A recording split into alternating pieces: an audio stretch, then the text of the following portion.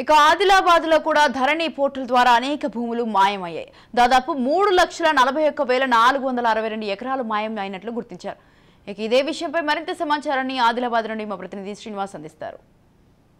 రాష్ట్రం ఏర్పడిన తర్వాత ప్రజలకు రైతులకు భూములు అమ్ముకోవడానికి కొనుక్కోవడానికి ఒక సులభమైన పద్ధతి అని చెప్పేసి ఒక యాప్ తయారు చేశారు, ధరణి యాప్. ఈ యాప్ ద్వారా భూములు కొనుగోలు కానీ అమ్మడం కానీ ఈజీ అవుతుందని చెప్పేసి ఈ ధరణి తెలంగాణ ప్రభుత్వం 2014 నుంచి 2024 వరకు ఈ ధరణి యాప్ ద్వారా దాదాపు 2,31,000 ఎకరాల భూమి కబ్జా అయినట్లు మాయమైనట్లు మనకు తెలుస్తుంది. ఈ ప్రభుత్వ భూమిని కబ్జా చేయడానికి ఈ ధరణి యాప్ చాలా సులభంగా ఏర్పడని చెప్పేసి ఇక్కడ మనకు పరిశీలనలో తెలుస్తుంది. ఈ యాప్లోని లోపభూయిష్టమైన ఆప్షన్స్ తీసుకొని అధికారులు ప్లస్ రాజకీయ నాయకులు, ప్రజాప్రతినిధులు, రియల్టర్లు కలిసి ప్రభుత్వ భూములన్నీ కబ్జా చేయడం మొదలుపెట్టారు. అయితే ఈ యాప్ లోపభూయిష్టమైన నిజానికి ఈ రిజిస్ట్రేషన్ యాక్ట్ ప్రకారం 22/1 ప్రకారంగా ప్రతి ప్రభుత్వ భూమిని నిషేధ జాబితా అంటే ప్రొబేటెడ్ ప్రాపర్టీ కింద పెట్టి దీన్ని అమ్మకుండా దీన్ని ఆప్షన్ చేపెట్టాలి. కానీ ఈ ఆప్షన్ని మార్చుకోవడానికి ఈజీగా అధికారులకు ఇవ్వడంతో వాళ్ళ అనుకూలమైన వాళ్ళకు ఈజీగా మార్చడానికి ఈజీగా ఒక క్షణం లోపలనే వాటిని మార్చేసి ప్రభుత్వ భూమిని ప్రైవేట్ పరంగా చేసిండ్రు. అయితే ఇప్పుడు ఈ దాదాపు ఉమ్మడి ఆంధ్రప్రదేశ్లో 3,40,000 ఎకరాల పైచిలకు భూమి ఉంది, ప్రభుత్వ భూమి ఉండే.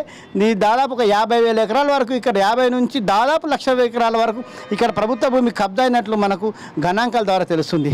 ఇక్కడ ఈ ఆదిలాబాద్ జిల్లాలో కూడా శ్రీరామ్ సార్ ప్రాజెక్టు, స్వర్ణ ప్రాజెక్టు, కడెం ప్రాజెక్టు, అంతేకాకుండా చెరక కొరట ప్రాజెక్టు కూడా ఉన్నాయి. ఈ ప్రాజెక్టు యొక్క ప్రవరిక ప్రాంతాల్లో ఎక్కువగా భూములు ఉన్నాయి. అయితే ఈ శ్రీరామ్ ప్రాజెక్టులో దాదాపు 90 ఊర్లు మునిగిపోయినాయి. వాటిని రిహాబిలిటేషన్ సెంటర్ కింద నష్టపరిహారం కింద ఊర్లను కేటాయించారు. ఈ భూములు ఎక్కువగా ఉన్నాయి. నిర్మల్ జిల్లాలో ఇక్కడ దాదాపు ఒక 5,000 ఎకరాల భూముల వరకు ఇక్కడ కబ్జా అయినట్టు తెలుస్తుంది.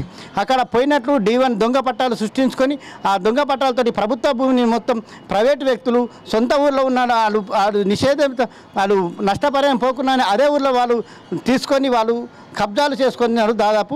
అంతేకాకుండా ఈ గోదావరి పరిక ప్రాంతం నుంచి మహారాష్ట్ర బార్డర్ వరకు బాబ్లీ వరకు ఈ ప్రభుత్వ భూములనే వీటిని గత 5 సంవత్సరాల క్రితం కలెక్టర్ 19 మంది ఎంఆర్ఓలతోటి సర్వే చేయించారు.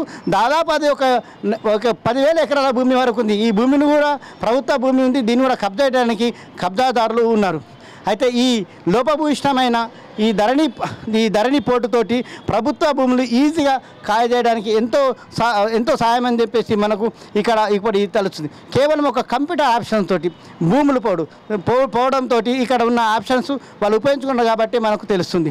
ఏది ఏమైనా ఈ ధరణి పోర్టు పైన కొత్తగా వచ్చిన ఈ కాంగ్రెస్ ప్రభుత్వం ప్రత్యేక దృష్టి సారించి ప్రభుత్వ భూములు మరియు వ్యక్తిగత ప్రైవేటు భూములను కూడా కేసున్న భూములను కూడా వెంటనే సాల్వ్ చేసి ఈ ప్రభుత్వ భూమిని కాపాడే బాధ్యత ఈ కాంగ్రెస్ ప్రభుత్వం పైన ఎంత ఉందని చెప్పవచ్చు.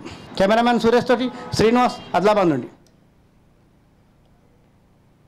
తెలంగాణ రాష్ట్రం ఏర్పడినప్పుడు ధరణి యాప్ ప్రతిష్టాత్మకంగా తీసుకున్న ప్రభుత్వము నిర్మల్ జిల్లాలోని ప్రభుత్వ భూములు అన్యాక్రాంతం గురైనాయి. రెవెన్యూ అధికారులు ఇప్పటి వరకు కూడా ఎటువంటి చర్యలు తీసుకోకుండా ప్రభుత్వ అధికారులు రాజకీయ నాయకులకు మరియు ఇతర నాయకులకు పట్టాలు అమలు చేసి అక్రమాలు పడినట్టు ఇప్పటివరకు తెలిసింది. ధరణి యాప్లో ఇప్పటివరకు ఎటువంటి సవరించకుండా చేయడం జరిగింది. ఈ రోజు వరకు కూడా ధరణి చేస్తామని చెప్పేసి చెయ్యలేదు. 1,000 ఎకరాలు ప్రభుత్వ భూములు కబ్జా చేయడం జరిగింది. రెవెన్యూ అధికారుల అందడందాలతో ధరణి యాప్ ఇష్టానుసారంతో చేసి ఈ రోజు వరకు కూడా ప్రాజెక్టు భూములు, గుట్టలు, చెరువులు ఏది ఇడిచిపెట్టకుండా మొత్తము కబ్జా చేసిండు. ఎక్కడ కూడా పట్టా భూమి లేకుండా, గవర్నమెంట్ భూమి లేకుండా చేయడం జరిగింది అధికారులు. తెలంగాణ రాష్ట్రం ఏర్పడినప్పుడు తెలంగాణకు వారసత్వంగా వచ్చిన వఫ్ భూములు, ఆస్తులు 5 లక్షల కోట్ల విలువ చేసే తెలంగాణకు వఫ్ ఆస్తులు ఉండేవి. ఉమ్మడి ఆంధ్రప్రదేశ్ ఉన్నప్పుడు కూడా గత ప్రభుత్వాలు ఉమ్మడి ఆంధ్రప్రదేశ్ ఉన్నప్పుడు కూడా వఫ్ భూములు యథాచ్ఛగా కబ్జాకు గురైనాయి. అయితే తెలంగాణ ఉద్యమంలో వఫ్ ఆస్తుల పరిరక్షణ ఒక ముఖ్యమైన డిమాండ్గా ఉండేది. అయితే తెలంగాణ రాష్ట్రం ఏర్పడిన గత 9 సంవత్సరాల గత ప్రభుత్వంలో కూడా వఫ్ భూములు అలానే ఆక్రమణలకు భూ కబ్జాదారుల చేతిలో వెళ్ళిపోయాయి. దాదాపు 75% వఫ్ భూములు కబ్జాకు గురైనాయి.